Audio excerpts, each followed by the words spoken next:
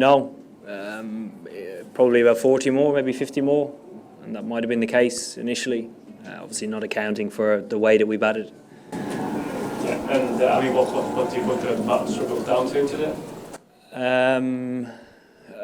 You look at the basis of, or the basics of a run chase. You know, partnerships are very important. We struggled to get enough partnerships going, or one substantial one. There were a couple of individual innings, but that's not good enough to win a game.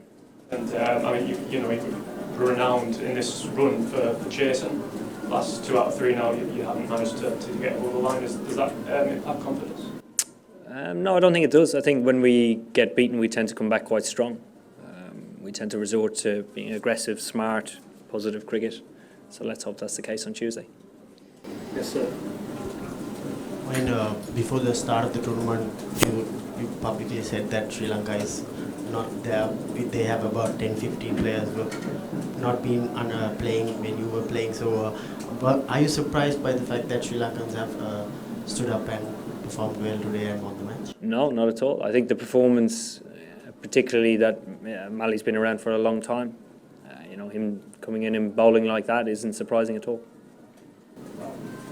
Hi, Eoin. This is the third time, I mean, fourth in a row that England was defeated by Sri Lanka in a World Cup fixture, and you're considered a tournament favourite.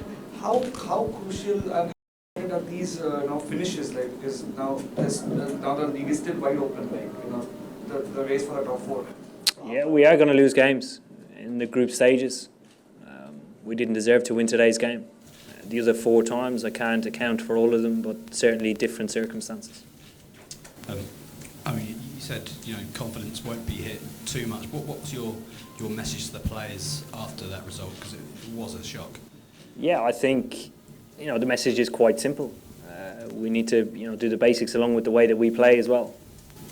And the belief you guys have kind of gained, I guess, over the last 4 years, and that rise to number 1 in the world, that's still as strong as ever despite results? Yeah, there's no reason why it shouldn't be. We're going to play competitive games. Again, we're not going to win every game in this World Cup. We still need to go back to the process that's taken us to being a strong side in the world. Michael Vaughan was saying on the radio you weren't smart enough with the bat. Would you agree with that assessment? I'd probably say there were a number of things. There were a couple of challenges that presented themselves with the wicket, and we didn't overcome them. Take a couple more. George? If you had your chance again, how do you think England should bat on that wicket? I mean, was it a bit like Cardiff in the Champions Trophy semi? But maybe I can't really remember that game, to be honest. Okay, well, in that time it was, you know, small. You do remember, really? Yeah, I think in that game in particular, one side batted really well and the other didn't. Both teams struggled. Do you think that your batsmen were a bit unlucky? I mean, the Joe Root dismissal, for example, is. It's, you know, you can't account for that. You can't. No, you can't. But so is it fair to say that mowing wicket is a bit of a turning point? No. I would say there were quite a few wickets that were turning points, simply in the fact that you've got guys coming in at 6 who average 40, 7 who average 30. We bat all the way down.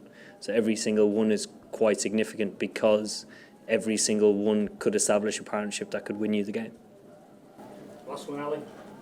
You said that, I mean, injuries are going to happen, they're inevitable, but just how much has the Jason Roy injury sort of thrown you out of kilter?